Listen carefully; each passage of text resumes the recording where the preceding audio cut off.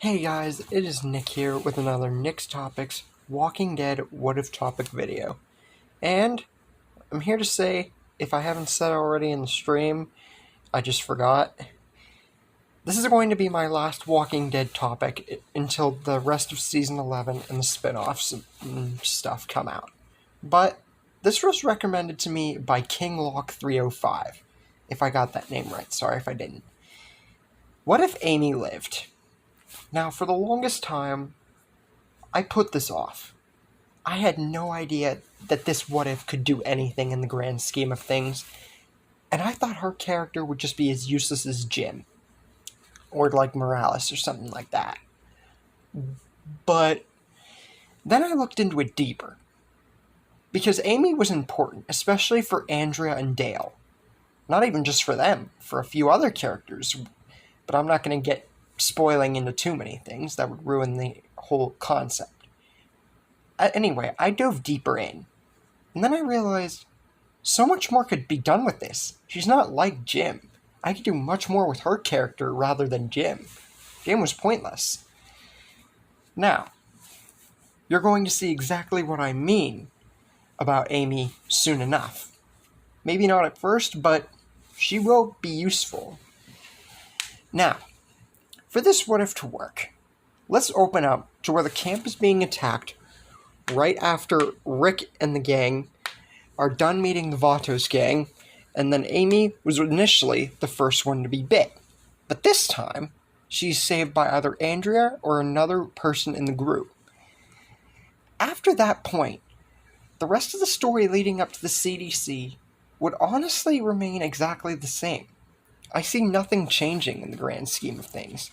All up until the point where Andrea would initially want to commit suicide because at that point she'd lost Amy, felt like there was no need to go on. But this time, if she did think that still, it would not be nearly as strong with Amy and Dale still being around. Well, Dale, he still wanted to do it, but Amy being there would kind of spike it up. And this would also give Dale some closure that Andrea would be alright, and Amy too. But he would still show that he cared. He wouldn't be taking a gun away this time or anything, because she didn't initially want to kill herself. So everyone gets out safe and sound, except Jackie, who still wants to stay behind and kill herself. Herschel's farm and everything leading up to that also remains the same. Shane, while not being as much of a problem here, still is wanting to have Lori for himself and everything. So he did care whenever Amy died initially, and even though both of them are around and stuff, he still can't get over Lori.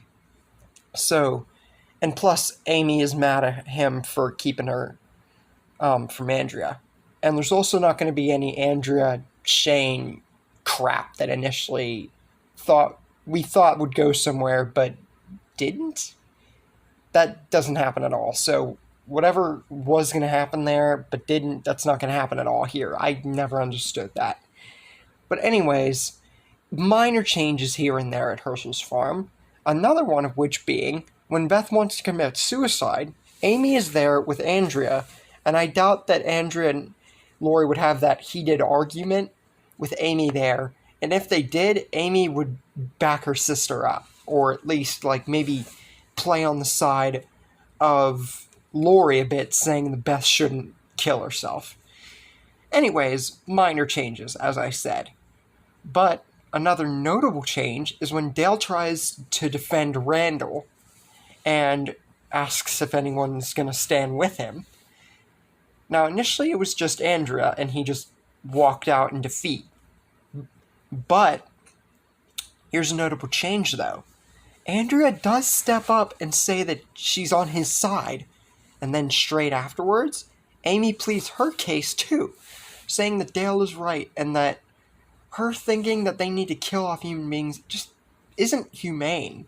She was on that level too. Amy, this is why she was the younger one. She was too optimistic, and I think that's why she got killed off, because she was too sweet, and sort of like Mika in a way. But anyways, the group ultimately decides in the end to spare Randall. Not even Rick still wanting to kill him a little, but not nearly as much as before. This greatly enrages Shane. Although people might think that eventually he might be swayed in the end too, he still had that whole thing of Rick not being the best leader and him being the more fit one. So in the end, Shane cuts him out anyway and kills off Randall, and everything going on to him wanting to kill Rick and Rick eventually killing Shane, that all plays out pretty much the exact same way that it did originally. Now you guys are probably asking, does the zombie that Carl set free still kill Dale? Well, no. Few reasons. One of which being, Dale would most likely stay inside, because the group was swayed to spare Randall instead of kill him. And, number two, the group would all be inside, so if the zombie did show up, however many people would be outside at the time, the zombie would just be nothing. Now, the next notable change after Shane is killed is Andrea. This time, she doesn't go off into the woods and is left for dead. And this is because of way more people, one of which being her own sister. So, there's a lot more people, which means that all of them get up. And as I said before, Amy being with the group changes a lot. Although initially she might seem like a side character, this helps in a lot when regarding her sister and a lot more members of the group. And this is where we could start to see a little bit of growth in Amy's character, devoting herself to protecting Andrea and stepping up. Which also means that Michonne would be left on her own. That rhymed. Anyway, she would be left to defend for herself, which honestly would suit her at this time. She was in a dark place at this time.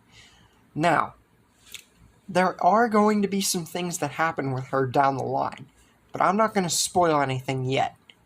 You'll just have to wait and see. I have things planned for Michonne. Anyway, the group meets up at the clearing. Rick spills the beans about the group being infected and killing Shane. Everything isn't a democracy. Pretty much everything that happened before. They go to the prison. Everything pretty much goes the exact same way that it did per normal. A lot of things in the story I want to point out will go per normal because Amy's more or less a side character in some aspects. But as you've seen, not all. Now, when they meet the prisoners, Tomas and Alex and Oscar and Big Tiny and all them people, those things play out pretty much the exact same way too. With Thomas eventually getting killed off and almost all of them getting killed off then. Lori still does unfortunately die here because of pregnancy, because there's no, even with extra help, there's no other way for her to actually survive past this point, so Carl still has to put her down. Also, with more people, we could likely see that T-Dog would live here past what he did originally, which will eventually come to mean a lot too. Now, with the exception of a lot more people, this also means that Herschel would ultimately not lose his leg. And also Dale's at the prison too. I've had him live at the prison a decent few times too. Now, I think this is where we're going to cut the story, for now. Because if I feel like what I have planned for the story, if I were to go too long in depth, that would make for a almost movie-like What If. And I could do that. I could make this an hour-long movie into the deaths of Amy surviving. But I feel like splitting it into parts gives me closure that this will be a good finale to my Walking Dead What Ifs per this point. Because I know I'm probably going to end up making more along the lines of when the rest of Season 11 and the spin-offs pop up. But anyways, that's part 1. Now, what do you guys think of the story so far?